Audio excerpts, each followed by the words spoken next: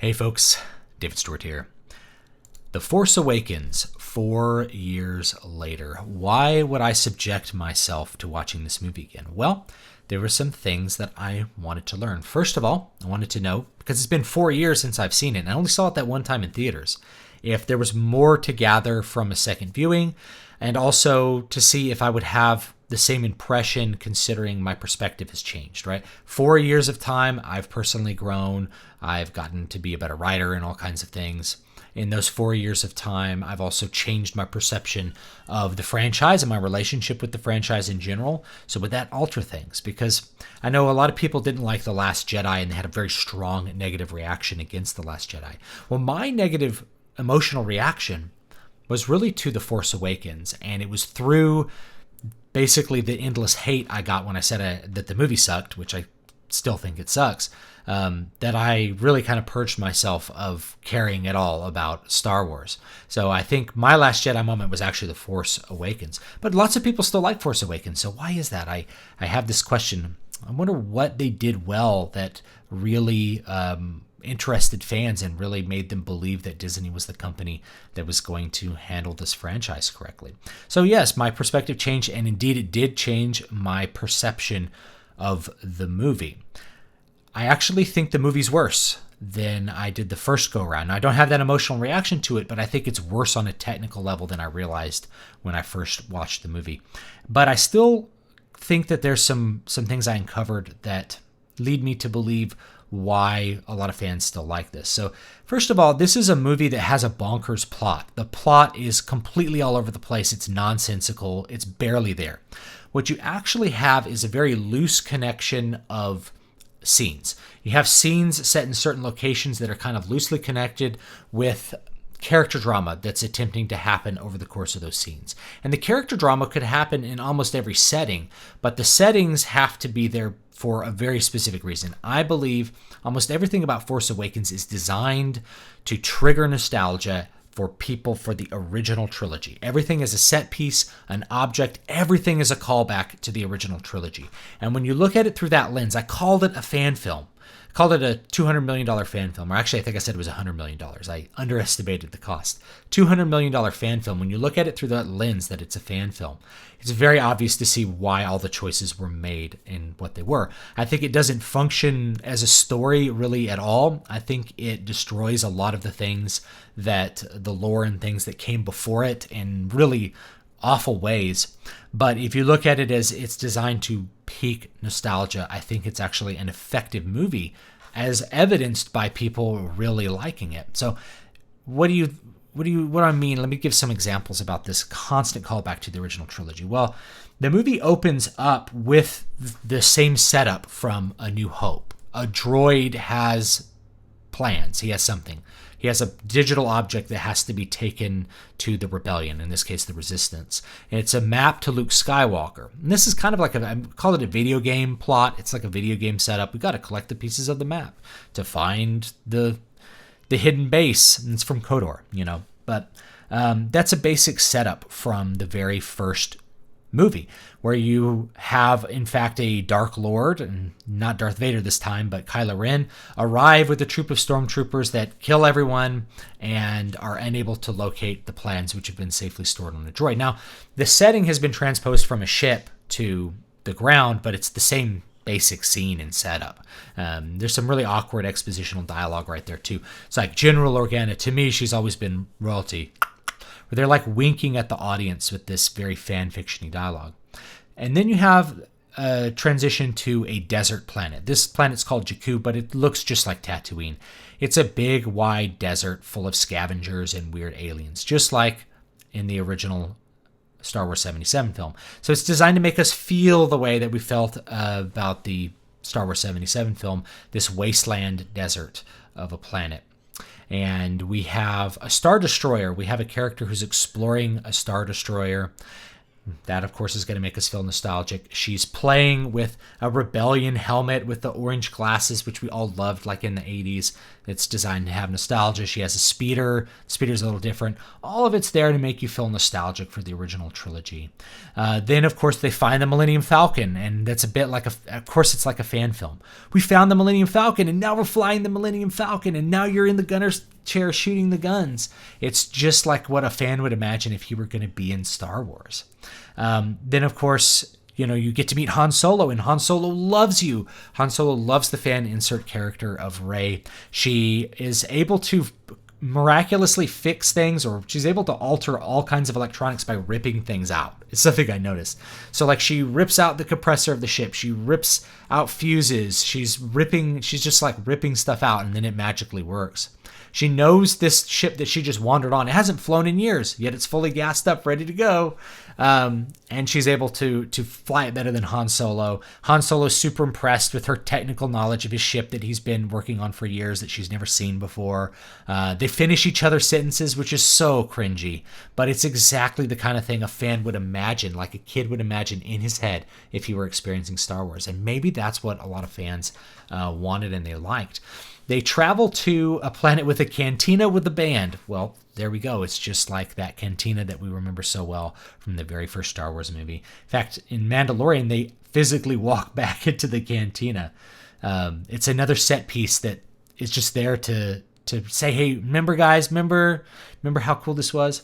There's a 1,000-year-old sage that is very short. In this case, it's Maz, the CG Maz. Rather than Yoda, but she basically performs the same function. She's like, she guides the heroes for a few minutes.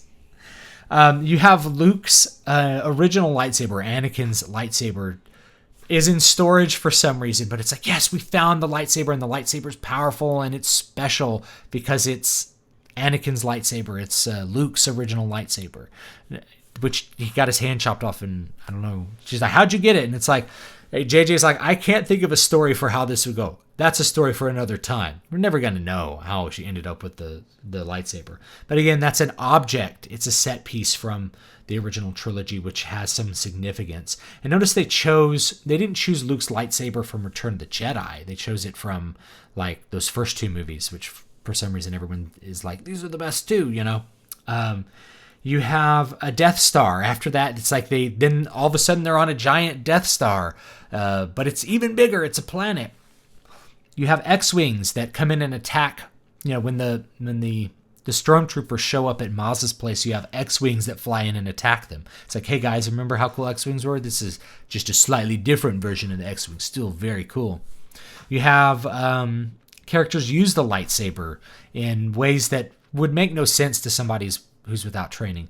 Lightsabers are not weapons for people who are not Jedi because you can't, only a Jedi can really use it to defend against other weapons like blaster bolts. It takes some training to not cut your own arms and legs off with a lightsaber. But we use the lightsaber because we're imagining that we're in the story and we can use the lightsaber to fight the stormtroopers, to kill them, to, fight hand to hand with this angry stormtrooper. All of the little scenes are built around that. Kylo Ren is clearly designed to be like Darth Vader. He has a distorted voice. He wears a mask. Of course, he takes the mask off and there's nothing wrong with him, whereas Darth Vader couldn't really take his mask off. He was in a cybernetic, almost limbo.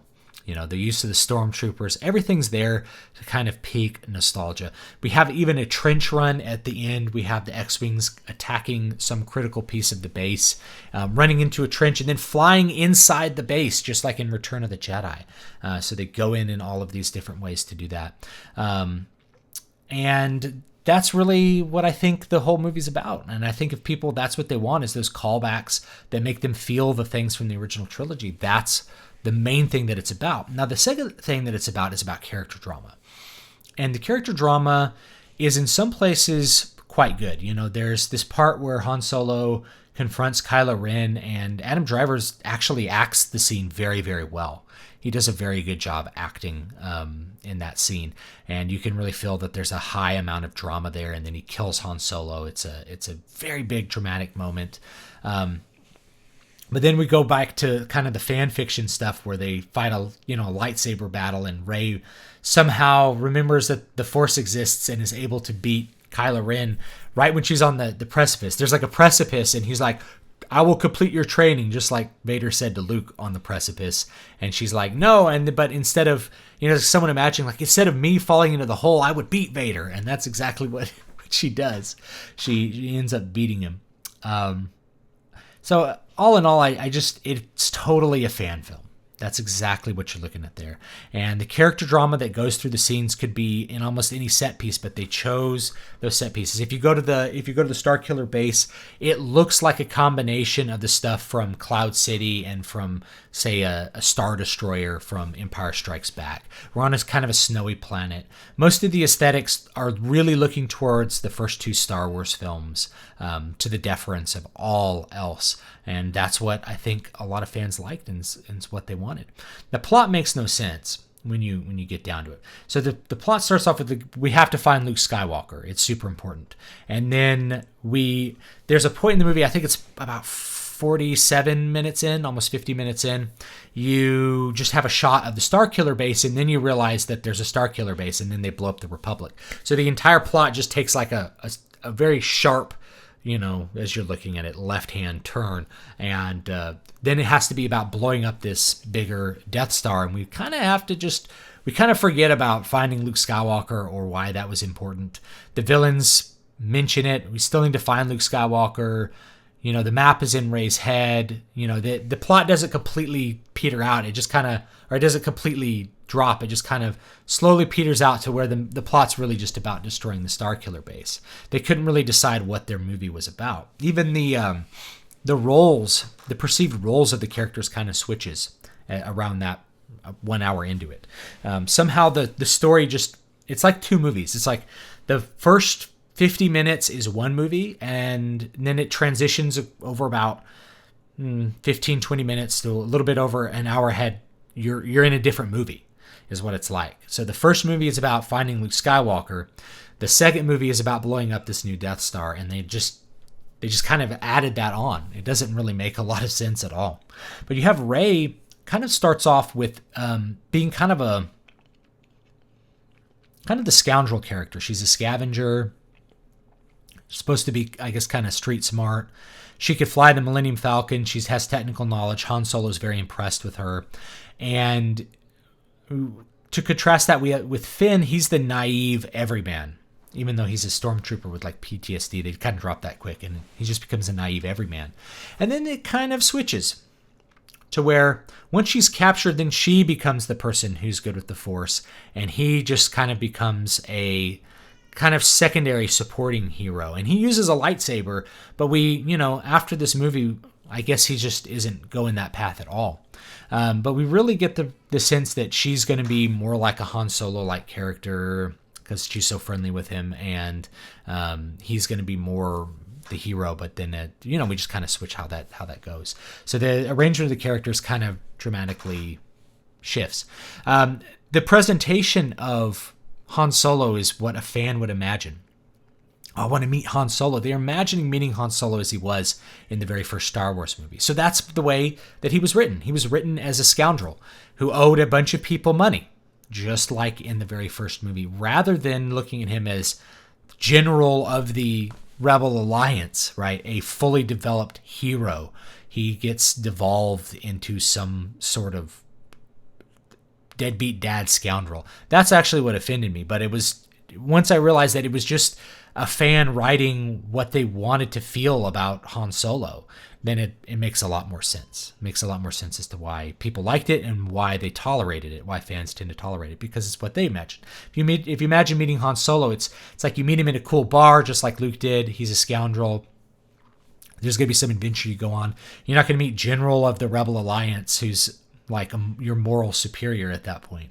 That's not what people tend to imagine. And of course, we also have an emperor in this who shows up in a giant holographic projection. All of it's just little pieces of nostalgia from the very first movie. And that's really what I wanted to get across with this. The reason that I think it's worse repeat viewing, and I'll do probably a by the numbers thing where I go through all the categories in a separate video. But the reason I think it's worse is that I don't have any of the impressive visuals to distract me from the poor writing.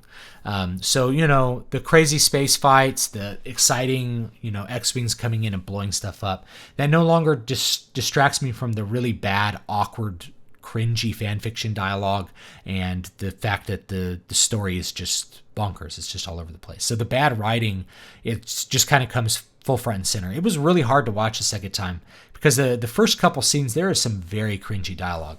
People talk about the cringy dialogue in The Last Jedi, like crank calling General Hux or whatever. There's stuff that's just as bad, really, in this first one, making fun of, self-referential kind of stuff. It's not quite as bad as The Last Jedi, actually, but there's definitely a lot of cringy dialogue. The whole Rey and Han finishing each other's sentences, it's just so awkward and silly.